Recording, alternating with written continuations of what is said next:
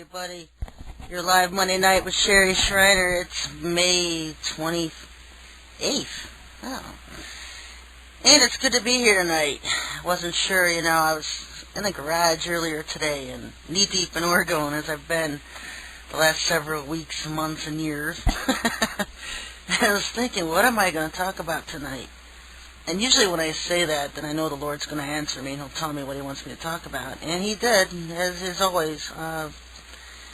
He told me He wanted me to talk about the sign of the end of the age tonight, and it was fitting because I've been getting a lot of emails from people trying to put timelines together, I know the Lord's leading a lot of people to prepare and do this and do that, and it usually gets about this time every year when people start getting antsy, and it's always in the air at this time of year, especially around March to July, and that's because so many things are always planned to happen at that time.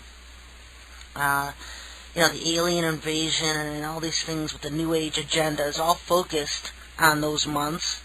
Satan's plan is always focused on those months, and in particular Sabbath days.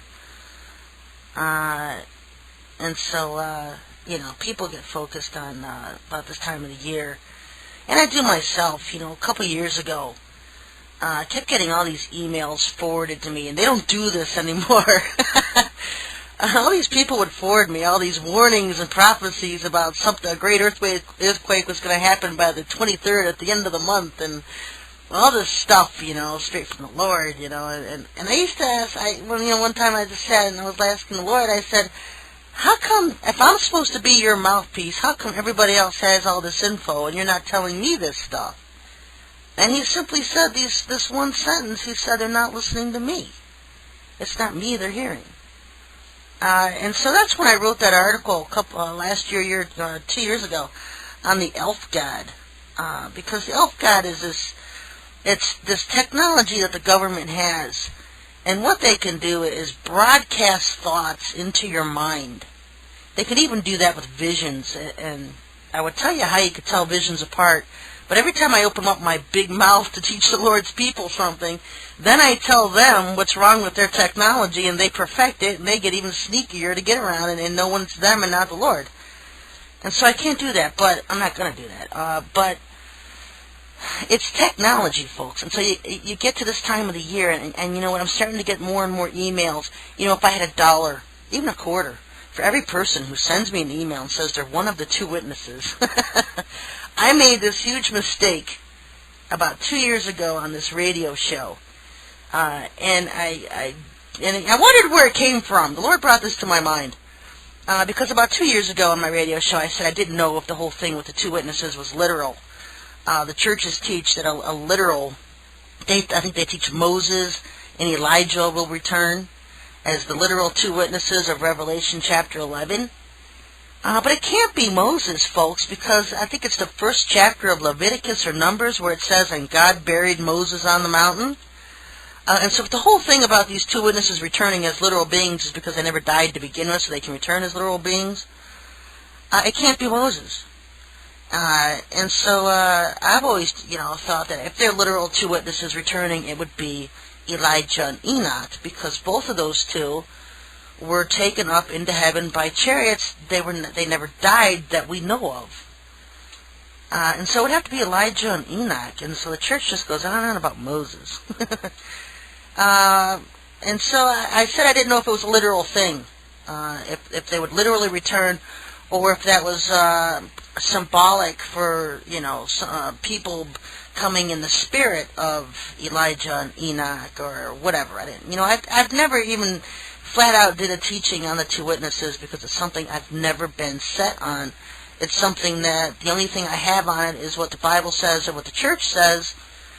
It's not something the Lord has ever opened up my eyes to, although He often tells me that the two witnesses that were His witnesses were the earth and heaven itself.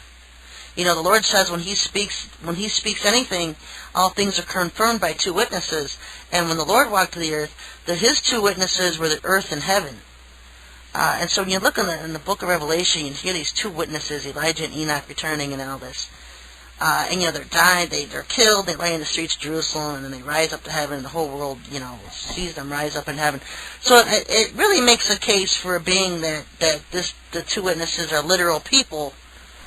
Are they the literal return of Enoch and Elijah? I don't know. And so anyway, since then, it just seems like I've just been getting tons and tons of emails from people stating they're one of the two witnesses. And Elijah the Tishbite was one that popped up on the internet. Oh, I'm Elijah the Tishbite. I'm one of the two witnesses. And we get his emails every once in a while. And you know what? I did a code on him years ago, and I said, look, folks, he's a pawn from the CIA. He's being used by them. And so I just, I never got involved with that whole thing, Elijah the Tishbite. And so it'll be interesting just to see, because every time I reveal information or I do a show, it just seems like they react to everything I say and do. And so, I have to be very careful, but sometimes it's just, I've always said that I'm in a rock and a hard place, because trying to teach the Lord's people and give them the information they need gives our enemies the information they need. But the funny thing is half of them can't even put it together anyway. They don't know what we're talking about. But the ones who, Satan's armies do. They know exactly what we're talking about. They play us off like we're nutcases, but they know exactly what we're talking about, and so they can react to everything that they think the Lord's doing or what the Lord's plans are. And so that's why so many of you that visit my website, so you're listening to my radio show, you become targets by them, because they're thinking, is this one of the 144,000? Because why would they be listening to Sherry Shriner? They must be one of the 144. Because the Lord often leads people to my websites and to my broadcasts to wake up, because there's so many people today walking the earth that are part of the elect, who are the elect, who were put on this earth in the last days for a specific mission, a specific calling, and you're just now waking up to that. So many people think, well, they're going to take the cream of the crop. The 144,000 is going to be the 144 top in the churches today. And I'll tell you right now, the 144,000 wouldn't be found dead in a church today. It's total opposite, folks. If you are one of the elect, you're not involved with the apostasies and the errors going on. And if you are, the Lord has already pulled you out of them, or He's trying to now. He's waking you up. Because this elect, there's two different groups of believers in the Lord. There's the bride and the elect. And the elect are simply people who were angels in the past, have existed in the past as angels, and they are incarnated here on humans in the last days.